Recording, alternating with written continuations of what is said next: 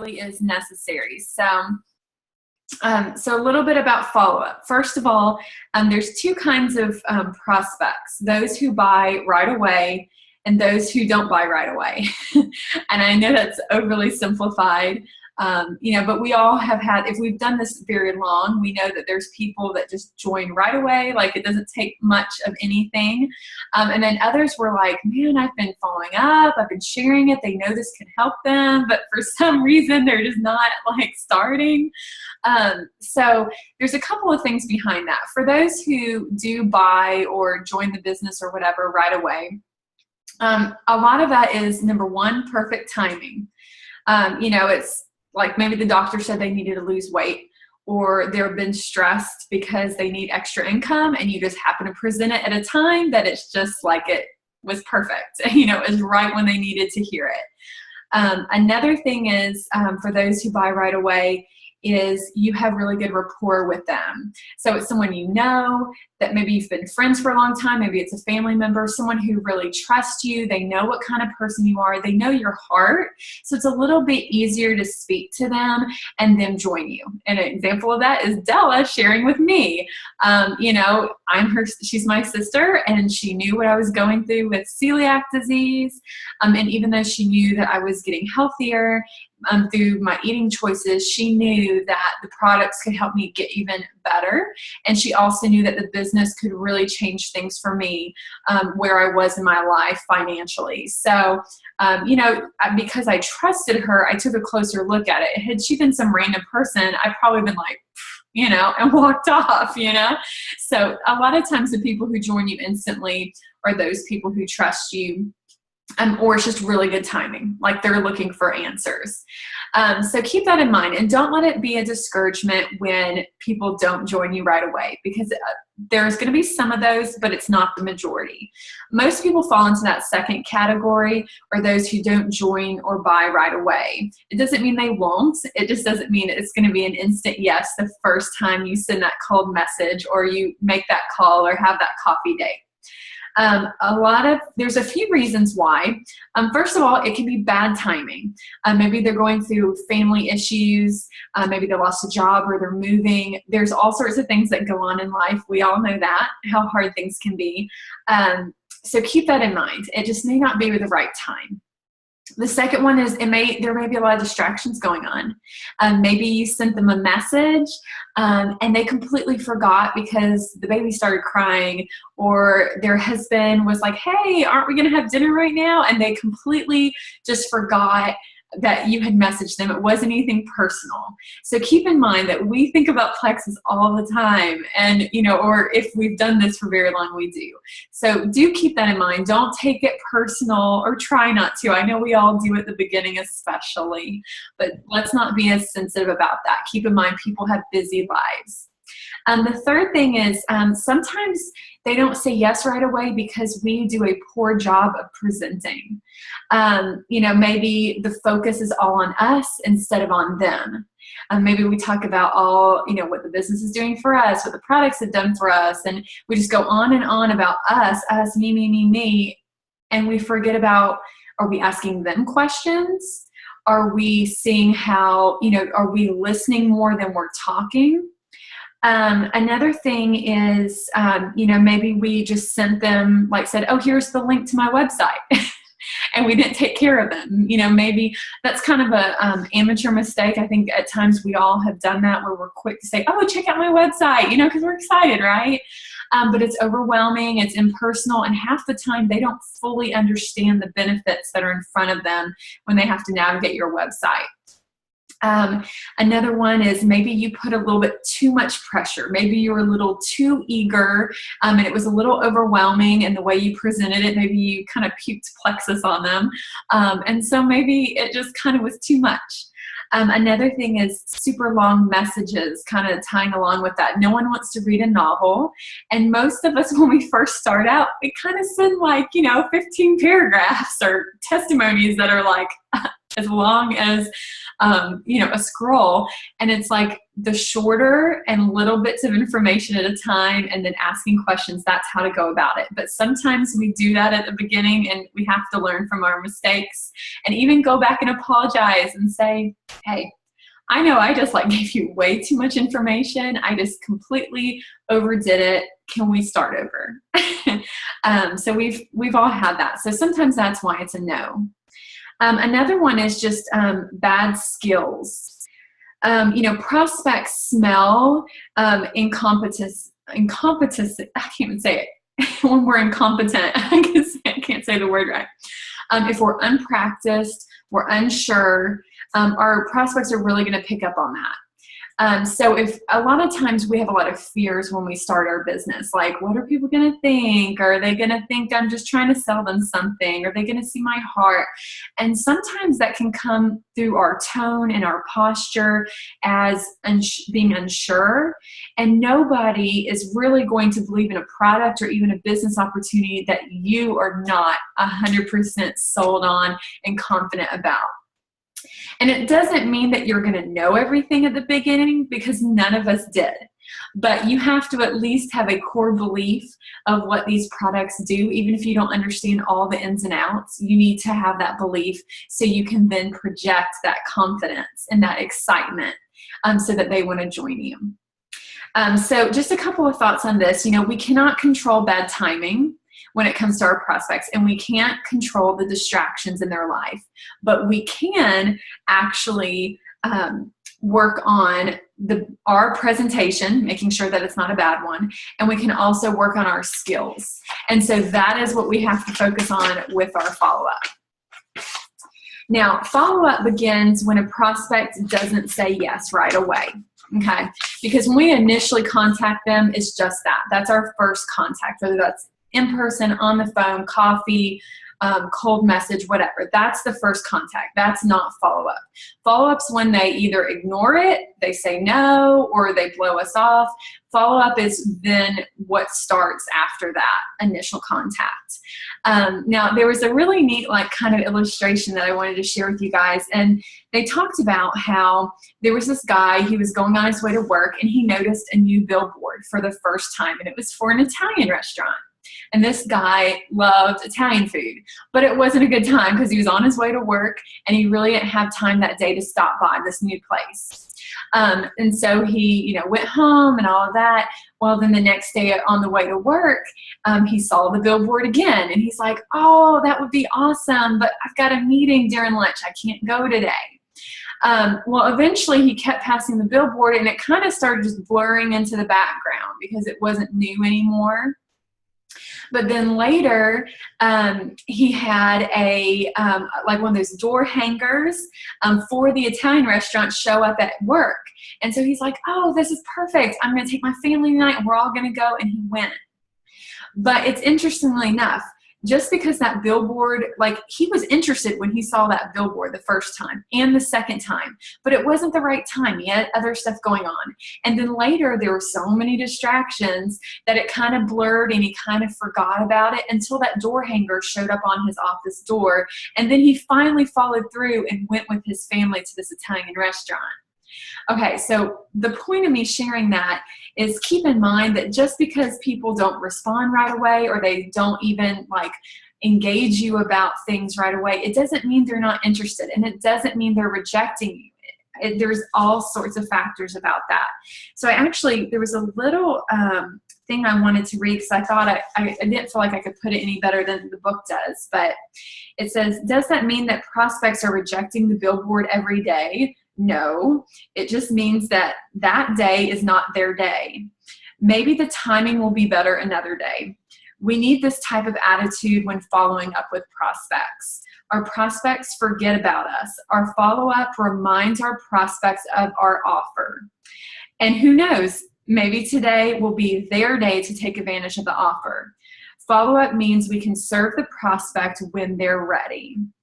So again, just keeping in mind, it's not rejection. I know that's something that, we struggle with and we sometimes take personal, but we've got to try really hard to remember it's just about us being present for when they're ready. So multiple exposures actually guarantee that when the timing is right for the prospect, we are there in front of them. That's one reason we post daily on Facebook, because the timing may not be right for everybody, but they're going to see something and there may be a post that resonates with them. But that our Facebook posting is not follow-up. That's kind of like the billboard just being there. But the follow-up is those messages where you're interacting with them, whether that's non-plexus related, just remind, oh, Summer, yeah, Summer messaged me about this post I made and how much she thought that was encouraging. Oh yeah, and she had said something about plexus. That's right, I forgot to get back to her. So sometimes follow-up's just that, being active in a non-plexus related way, continuing that relationship. And then sometimes it is following up, maybe with the testimony, say, hey, you know, girl, I know you have migraines and I saw this testimony. I'd love to share it with you. Just thought, you know, this might encourage you. What did you think? So there's all sorts of ways to follow up.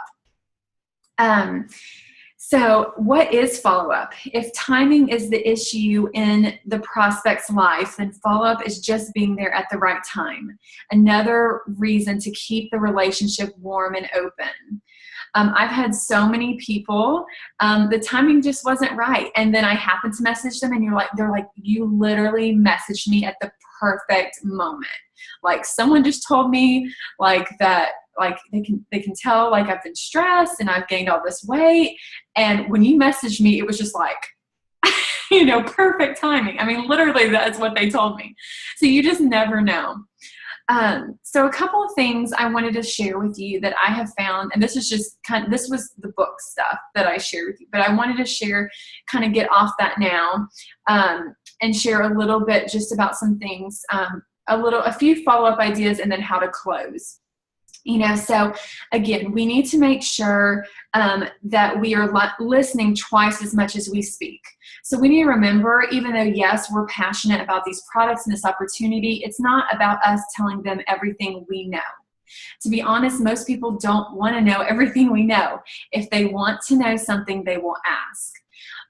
We need to be focusing more about us asking them questions and engaging and getting them engaged in the process. So asking questions about, well, what are you dealing with? What are your health goals?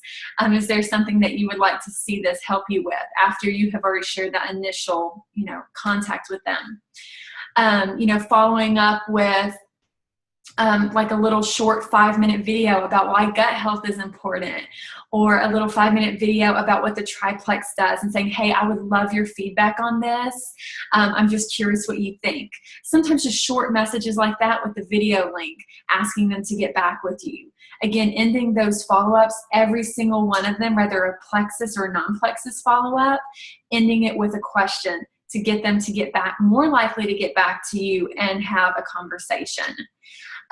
Another good follow-up is following up with a short testimony. And I emphasize short because I know there's some wonderful ones out there, but most people, again, we're busy, all of us. I love plexus and I don't want to read a 15-page paragraph testimony, not most days.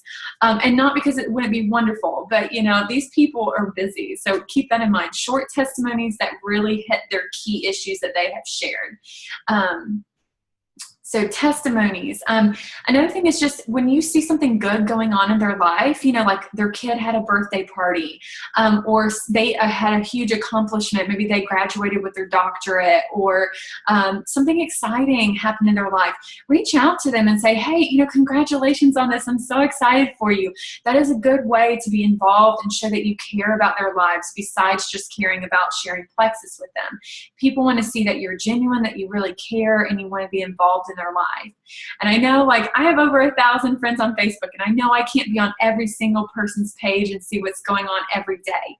But I just take segments and I just kind of go through alphabetically, and I interact and I see and I kind of catch up on people's lives. And that gets me engaging in a non-plexus way as well. And that makes follow-up important. I mean, it gives me another means of follow-up that's a non-plexus way.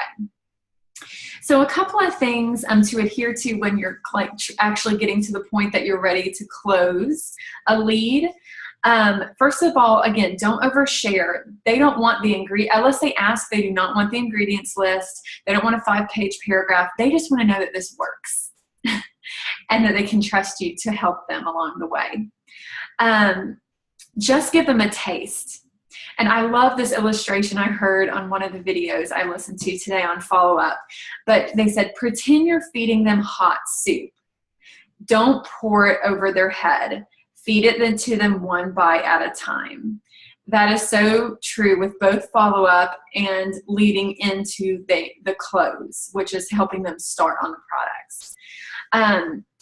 Okay, so again, when you do get to the point, you've talked to them about what they're suffering with, you've really kind of been in that misery with them, like whether you can relate or someone else can relate, and you express that, and you really let them know that, wow, like, I can't believe you're dealing with migraines. That is so miserable. I'm so sorry. You know, my sister dealt with that. Or I have, I know of some friends who have dealt with that. Once you've kind of really like connected with what they're going through, and then you say, hey, like, I have these, and you share a little bit about the products. I have something that's really been a blessing. I know it's helped people with that same thing. Can I share a little more?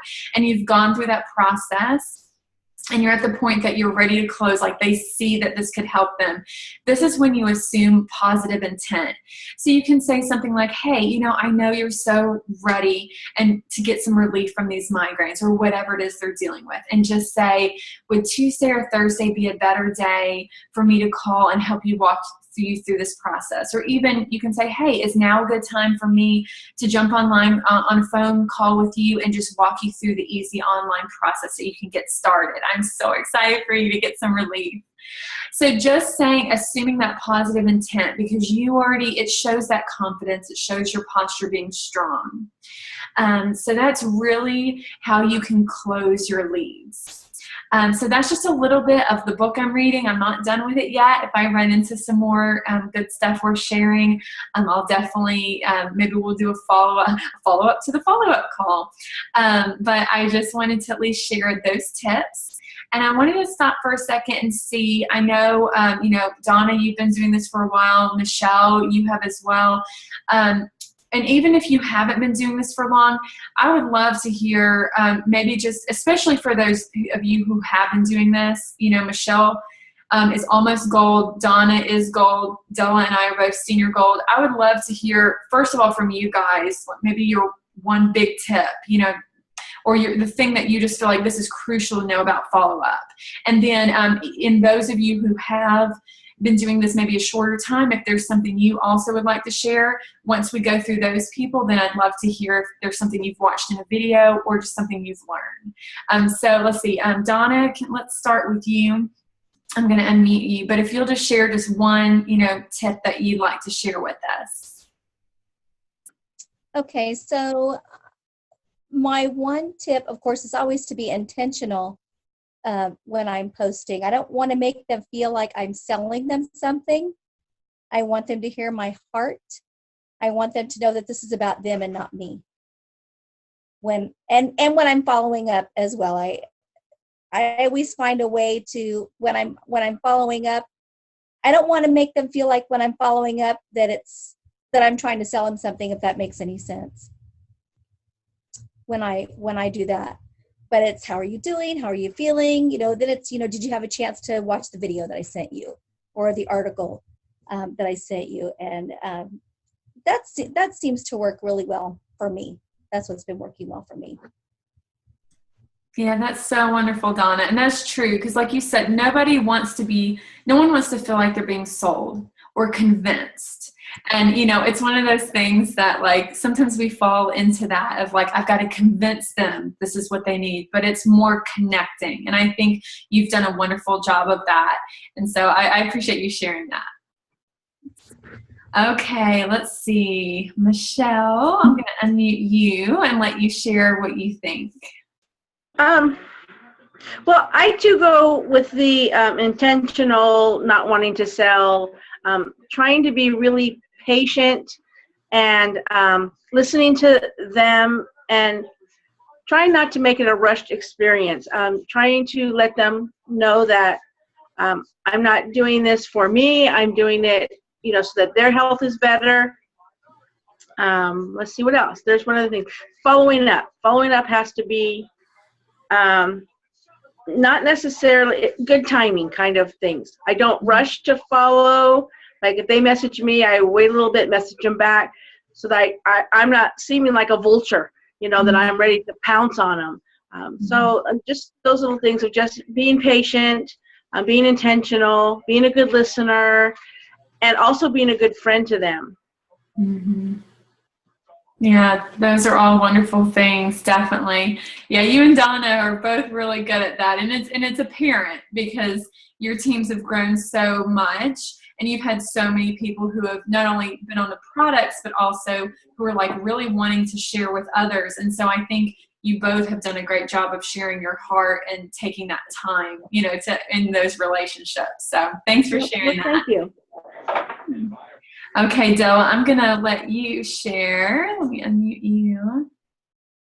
Okay, I can think of two things off the top of my head. That's that, I really, I'm a yellow personality, so I guess this is something that I've always kind of naturally thought of, but I realized when I started to follow up with people how important it is, and that is that you need to pull out the best in other people and genuinely want it for them. Again, it's not about you. It's not about how it's helped you. It is genuinely about pulling out the good in them, like showing them their strengths. I know that's what Abby did for me. Like I have strengths, but I didn't really see every strength that I had. And when Abby pointed it out, I thought, you know what, you're right. I can do this. I can lead with my strengths. And so that's something I think is really good when you tell, especially with your dream team members, tell them the reason why you are asking them to join you.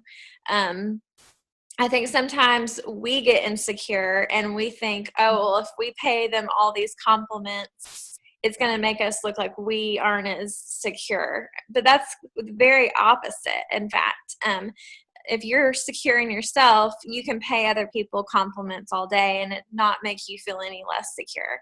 So tell them the reasons. You see, it's so much easier to see the strengths in other people sometimes than even yourself. So tell them the things about them that you love, that you see, that like if they're super organized and structured and you're not, and you tell them like, look, you've got some great structure, you could definitely organize a good system to get yourself going, or if they've got great people skills, tell you are so good with people. People are just drawn to you naturally because you care about them so deeply. Just pull out those strengths, and because that's the strength that most likely they will lead with.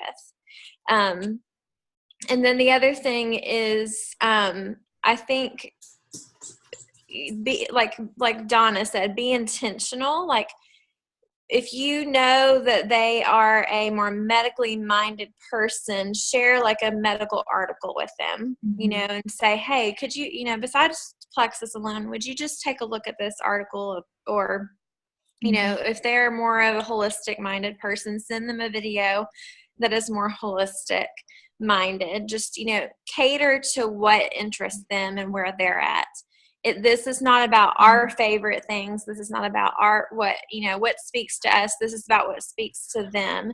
Find a diamond documentary that reminds you of them. And I think that always speaks to them a lot more. So that's, yeah. And that was really good, Donna, like your tip about the, really finding what speaks to them.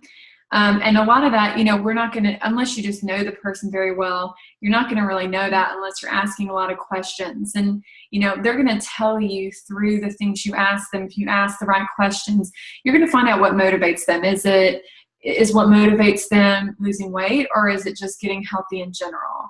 Is it, going on vacations and having fun with their friends, and so maybe that part's going to appeal to them in the business?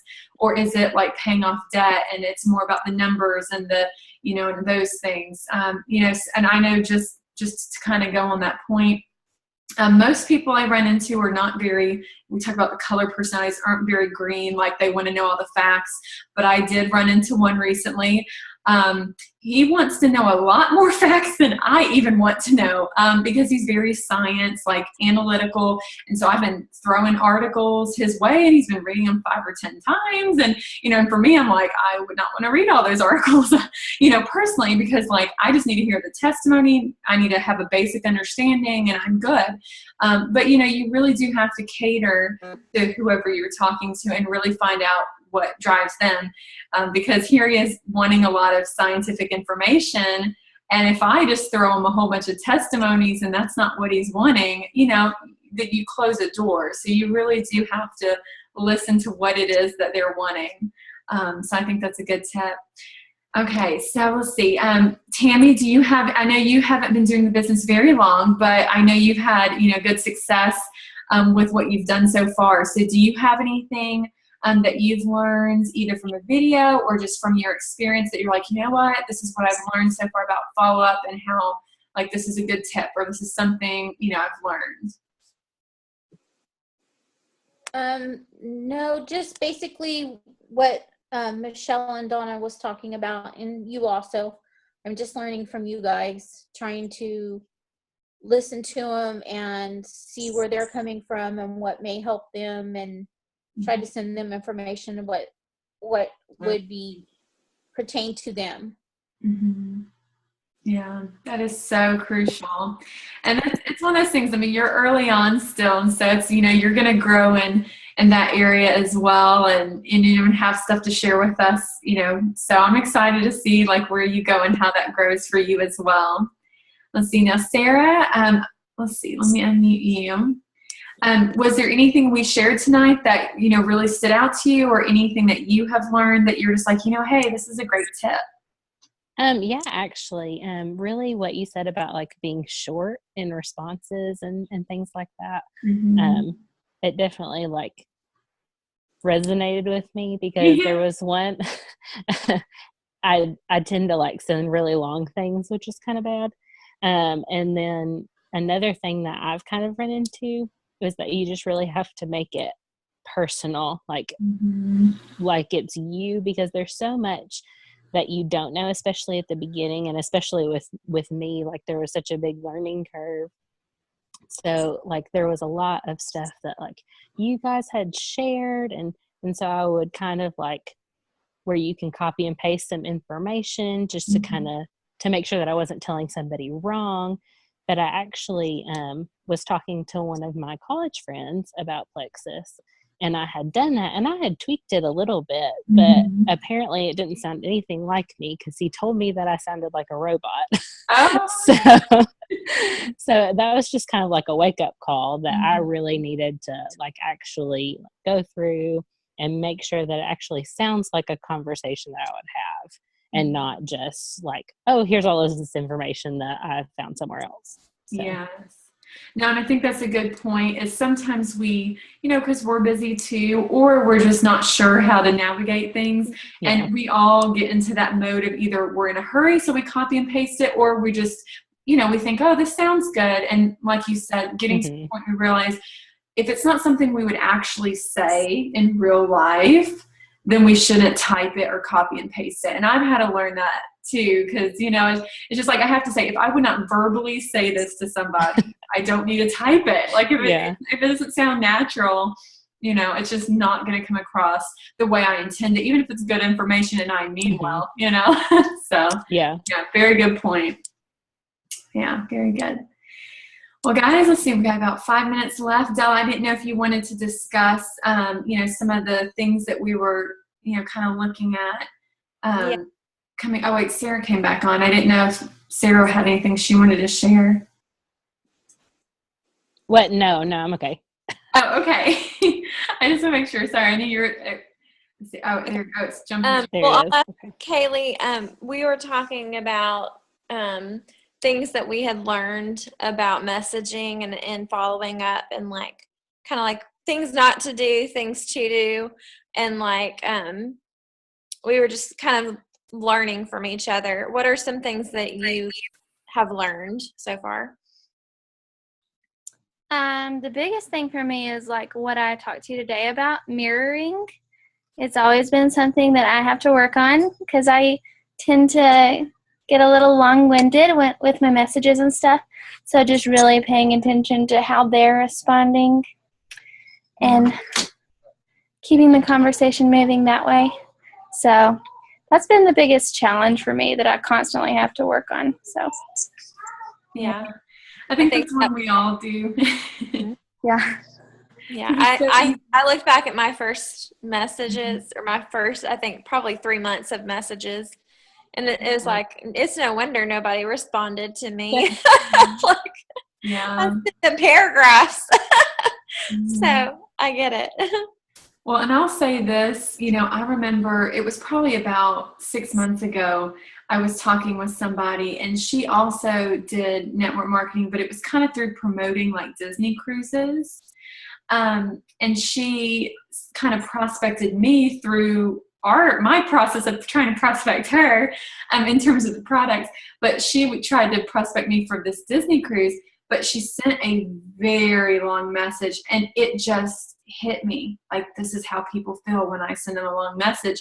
It may be wonderful information, but as soon as you see like that you're scrolling and it's still there, like it made me want to shut down mentally. Like I didn't want to even read it. And I did read it out of respect for her, but I just thought, this is what I'm doing to people if I send a long message, So it really resonated with when someone did that to me. It just made me realize, like, short and sweet, little bits. And we have to remember each opportunity, like, to follow up, it's just to educate them a little more, to move them a little closer to being a yes instead of a maybe or a no.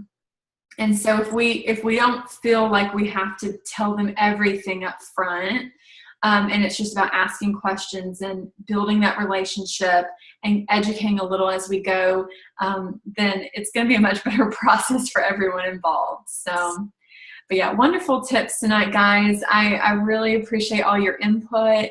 Follow up. We all know that just like sending out those new messages or calling or talking face to face with people, new people every day is very important. But they say the fortune is in the follow up. Changing lives, being able to impact others is in the follow up. And so it takes, I think they say, somewhere between 7 to like 18 times of following up with somebody before they say yes. It kind of varies. So it does. It's just those little interactions, and remembering not every single one of those follow-ups has to be Plexus related. So build that relationship, nurture it, and never close the doors, because you never know when the timing is right, they'll come back to you because they know you have a solution for them. So yeah, thank you guys so much. Does Ema have any questions in the last minute we have, or any other comments? No? Okay. Well, thank you guys so much for being on. And I know Della and I will, we look forward to the next call. And I'm going to be posting soon about a book study we're going to be doing, The 15 Laws of Leadership. Invaluable Laws of Leadership, Growth, sorry, not leadership, thinking about another John Maxwell book, but sorry, I love John Maxwell, but we're going to be doing this soon, so I'm going to be posting about it, so be looking at this. This is life-changing, not just for your business, but just in general. So we're going to be ordering this book, so go ahead, and I'm going to post that soon. Go ahead and get the book ordered tonight if you can, and we're going to start this as soon as we can and just have everyone involved. So and for this. I was going to say, we are going to start, because we're doing this book, we're going to do weekly calls, because there's a lot of chapters, and we are going to be asking each of you to cover a chapter. So Summer and I are going to take the first 2, but if you get the book and you like see a specific chapter that you're like, ooh, I want to talk about that one, then let us know for sure. But again, it's John C. Maxwell, The 15 Invaluable Laws of Growth. So I'll be posting this right after. But go ahead and order this, guys. It will help every aspect of your life, not just your business. It's totally worth it. Or get the audiobook if you're, whatever works for you. But yeah, go ahead and get that ordered. It's going to be great.